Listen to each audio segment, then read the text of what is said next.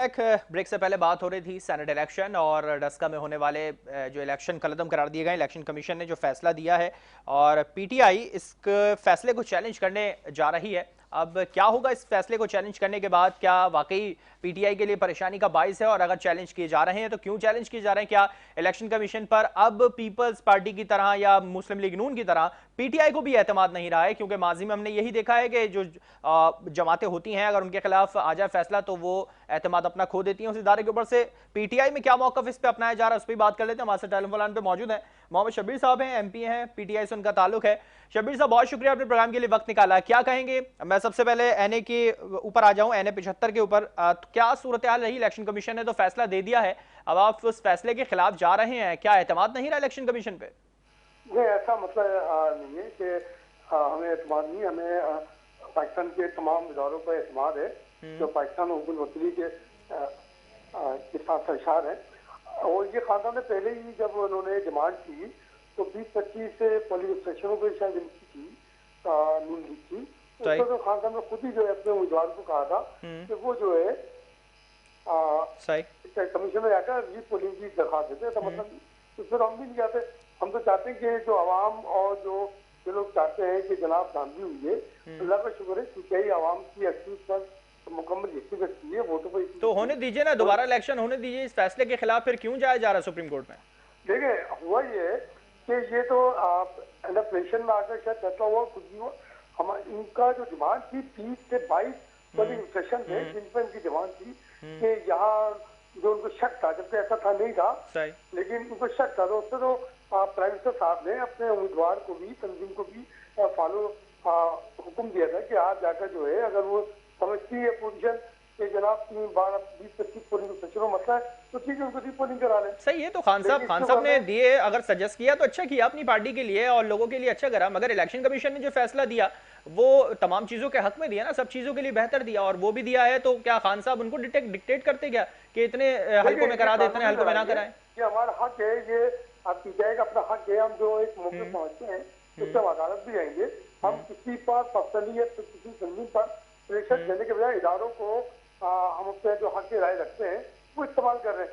जो हम समझते हैं कि जनाब ये अगर फैसला इनकम्प्लीट है या इसको कम्प्लीट होने के लिए जो अदालत से रुजू करना चाहिए, तो हम भी अदालत से रुजू कर रहे हैं ना। हम किसी नहीं होना चाहिए, पूरा कानूनी हक होना चाहिए। मैं ये कहना चाह रहा हूं कि क्या पीटीआई को उस इदारे पे अब भरोसा नहीं रहा इलेक्शन कमीशन के ऊपर, अगर उसने फैसला दिया? क्योंकि पीटीआई का अपना मौकफ है, फ्री एंड फेयर इलेक्शन होने चाहिए, शफाफ तरीके से होने चाहिए। होता है, हमारा अपना मौकिफ है। हम अपने मौकिफ पर ना माना अदालत जा रहे हैं, हम कहीं और नहीं जा रहे। अदालत जाना, अदालत तो सबके लिए खुद ही हुई है कि यहाँ तो हर चीज की अदालत होगी है। तो अदालत में ये फैसला हो गया है तो अदालत में लामाना, अदालत में रिव्यू का भी एक फैसला होता है, तो कानूनी रिव्यू होता है, तो रिव्यू के लिए हम जा रहे हैं। अच्छा, रिव्यू के लिए जा रहे हैं तो अगर पूरे हल्के में जिस तरह से इलेक्शन कमीशन ने दे दिया फैसला, तो क्या पूरे हल्के को लेके पीटीआई को कोई डर है कि उनके हाथ से तमाम चीजें निकल जाएंगी? देखिए, हम कहीं भी किसी वक्त भी अपना इलेक्शन फाइल करने को तैयार है, लेकिन जहाँ तक हमारा एक रिव्यू होता है और एक कानूनी हक है उसको तो इस्तेमाल करना शहरी हक है ना। तो हम अपना वो हक अदा कर रहे हैं। अपना हक जो हमारा हक है वो हम दे रहे हैं। अच्छा, हक अदा कर रहे हैं। जो वहां पे हमने सूरत हाल देखी थी, बोरियां थी, क्या था, किस तरह से चीजों को तमाम मैनिपुलेट किया गया, क्या सूरत हाल रही थी? अब जो फैसला सामने आ रहा है उसके खिलाफ अब जाया जा रहा है अदालत में, क्या कुछ लोगों को बचाने की कोशिश की जा रही है ये तमाम चीजों से, इन तमाम प्रोसेस से? नहीं, ऐसा मतलब नहीं, किसी को बचाने की कोशिश नहीं की जा रही।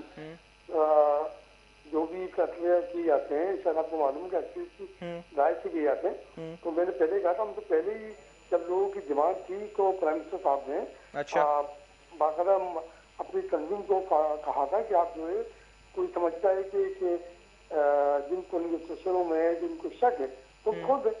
हम तो इससे वही बात ही नहीं कर रहे ना कि ना खोलो, जैसे इन्होंने लास्ट टाइम किया था इस पार्टी की गवर्नमेंट ने और नून लीग की गवर्नमेंट ने। 4 जो पोलिंग स्टेशन थे, जो 4 हल्के थे, उनको नहीं खोला था।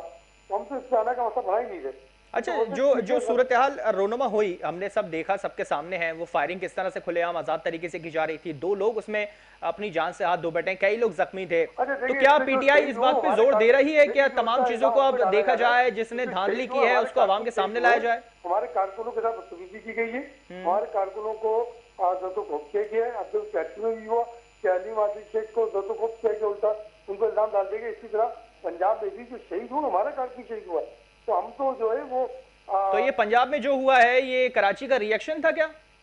नहीं, कराची का रिएक्शन नहीं है ना। कराची हम रिएक्शन करने वाली जमात है, पुरअमन सियासी जमात है जो हमेशा पुरअमन सियासी जद्दोजहद पे यकीन रखती है। हमारा पहले दिन तो वतीरा है कि हमने कभी भी अदम चलिए मैं इस पे एक सवाल और करूंगा, फिर मैं सेनेट की तरफ जाऊंगा।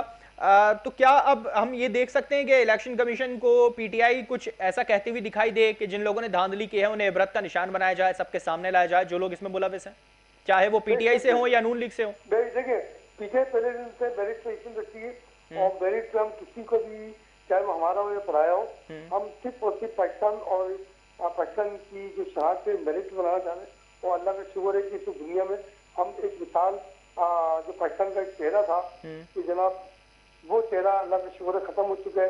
अब पाकिस्तान दुनिया में एक ईमानदार और मेरिट वाले मुल्क के तौर पर मशहूर होने। चलिए मैं सेनेट के ऊपर बात कर लूं। आपने कहा जिस तरह से पाकिस्तान यकीनी तौर पे एक अच्छे फेस के साथ जाना जा रहा है, मगर पाकिस्तान के अंदर पीटीआई एक अच्छे फेस के साथ नहीं जानी जा रही।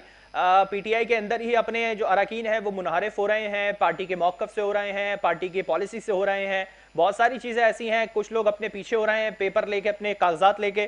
तो क्या सूरत हाल है, पार्टी में टूट फूट हो रही है, क्या हो रहा है? जिस तरह से पीडीएम इल्जामात लगा रही है वो सच है क्या? जिंदगी की अलामत है जनाब, ये कोई वडेरा शाही नहीं है यहाँ पर। इसके हर एक के अपने सियासी इख्तिलाफात होते हैं और ये इख्तिलाफ करने का हक हमें खानसाम में दिया हुआ है। तो ये सियासी इख्तिलाफात तो सेनेट इलेक्शन को लेके है ना, सेनेट सीट को लेके है।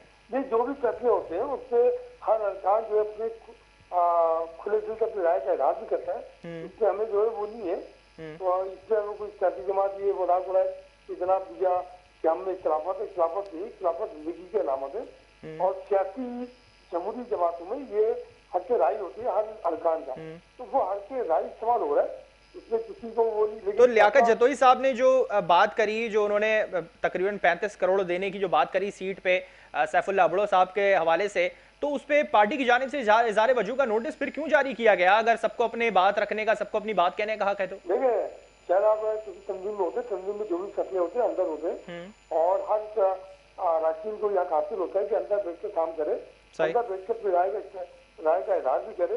लेकिन बाहर आके वो मौजूदा जो है बदनामी का बाइस बनता है। तो ये तो हर सियासी की बात होता है कि जनाब पॉलिसी के खिलाफ बातचीत की जाती, आपने जो भी बातचीत करना होती है, अगर आप किसी की नीमा पे बात कर रहे हैं तो वो अलग बात है, लेकिन जब पार्टी की बातचीत होती है, पार्टी के अंदर जब फोरम मौजूद। अच्छा, ऑपोजिशन ने ये इल्जाम लगाया है कि तहरीक इंसाफ के खिलाफ हर सूबे में अब बगावत हो रही है, क्या ऐसी है जिस तरह पंजाब में हमने सूरत हाल देखी, क्या वो सिंध के अंदर भी हमें दिखाई देगी?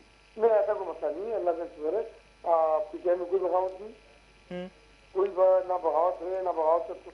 हमारे यहाँ कल्चर है, हम आके राय जब हमारे यहाँ एक राय मौजूद है आके राय इस्तेमाल करने की, तो हमें मालूम है कि हम अपने फैसले अपनी करवा सकते हैं, तो हमें जरूरत नहीं है। अच्छा ठीक, मैं अब सीक्रेसी के ऊपर अगर बात कर लूँ, सदारती रेफरेंस जो था, सुप्रीम कोर्ट ने जो फैसले की जो बॉल है वो पार्लियामेंट के कोर्ट में डाल दी है। क्या फैसला होने जा रहा है पीटीआई के अंदर, क्या इस चीज़ को लेके किस तरह से बात की जा रही है, क्या बहस चल रही है? और शिबली फराज साहब ने जो कहा है कि हम पुरानी रिवायतों को तोड़ना चाहते हैं, तो क्या किस तरह से तोड़ना चाहते हैं? क्या सीक्रेसी तोड़ना चाहते हैं या शफाफियत को मांद पड़ते देखना चाह सकते हैं हम सीक्रेसी के तौर पर? हम पाकिस्तान में शफाफियत लेके रखते हैं। हमने देखा पाकिस्तान की शरारत में कभी खाना मांगा, कभी हाउस ट्रेडिंग के नाम से चीजें मशहूर हुई है और यहाँ खुल्दो फौज होती रही है। अगर हम रियायतों को खुल्दो फौज को खत्म करना चाहते हैं तो उसमें लोगों को क्या इतराज है कि देखिए कोई कैदी 1 शख्स अगर एमपी बनता है तो उसका इतना ईमान होगी ना कि कैदी जमात से मुंतखब हुआ है तो वही वोट डालना चाहिए। तो ये तो चाहे कोई भी हो, अगर पुष्पाली का है तो पुष्पाली के एमपी एमएलए को अपने लोगों को वोट डालना चाहिए। तो हम तो इस बात पे इनको क्यों तकलीफ हो रही है? इनको तो इस बात से खुशी होनी चाहिए कि हर ओपन अगर ब्लेड हो जाता है, ओपन इलेक्शन हो जाता है सरारती इलेक्शन के जरिए, तो उसमें जो है कोई वोटिंग नहीं होगी। तो जो लोग चोरी के रास्ते आना चाहते हैं उन लोगों को तकलीफ है। अच्छा, चोरी के रास्ते से मैं अगर सिंध की तरफ जाऊं, इस मैं इस पॉइंट को लेकर अगर सिंध की तरफ जाऊं, सिंध में पीपल्स पार्टी ने दावा किया है कि वो क्लीन स्वीप करेगी सारी सीटों पे, तो पीटीआई फिर कहां रहेगी? क्या वहां जोड़तोड़ होगी? क्या सूरत हाल रहेगी फिर वहां पर? ये ख्वाब है, दीवाने का ख्वाब है, उसको देखने तो उसने ख्वाब देखने पाबंदी होगी किसी भी।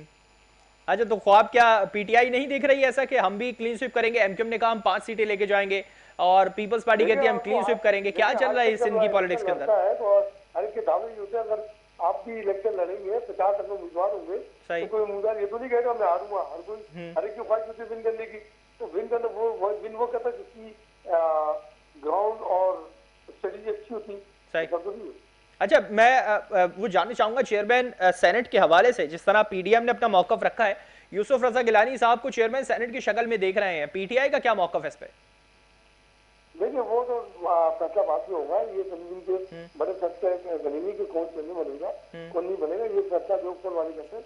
और प्राइम मिनिस्टर है, संविधान में हमारी संविधान के लोग बड़े बैठे हुए हैं हमारी कमेटी में, वो फैसला करेंगे कौन बनेगा कौन नहीं बनेगा। तो लाइन करो इनके ख्वाब देखिए, तो हमें ख्वाब देखिए किसी में कोई पाबंदी नहीं लगाई जाती। ठीक है, मैं आखिर में जानना चाहूंगा हुकूमत कितनी पुरुमीद है ऑल सिचुएशन को लेके सेनेट की, चाहे वो सिंध की बात हो, चाहे पंजाब की हो, केपीके की हो? इंशाल्लाह तारा 3 मार्च को पीटीआई भरपूर अच्छे से साइन करेगी इंशाल्लाह तारा। चलिए, हम उम्मीद करते हैं कि जो भी जीते वो आवाम की बेहतरी के लिए ज्यादा अच्छे फैसले करते हुए नजर आए। बहुत शुक्रिया शबीर साहब, आपने प्रोग्राम के लिए वक्त निकाला, और जो सूरत हाल है उससे उनका मौकफ है कि पीटीआई कोई परेशान नहीं, किसी तरह की कोई धड़ेबंदी या बगावत नहीं हो रही है। हाँ, इख्तलाफात होते हैं, उनको मनाया जाएगा, किस सूरत में मनाया जाएगा, क्या वहां पर हम हॉर्स रेडिंग देखेंगे बनाने के लिए, किस तरह से होगा, खान साहब अपने जो एमएनए है, एमपी हैं, उनको किस तरह से पुरुमीद करेंगे, क्या सूरत हाल रहेगी, 3 तारीख का दिन ही बताएगा। प्रोग्राम में वक्त तो एक ब्रेक का, हमारे साथ रहेगा।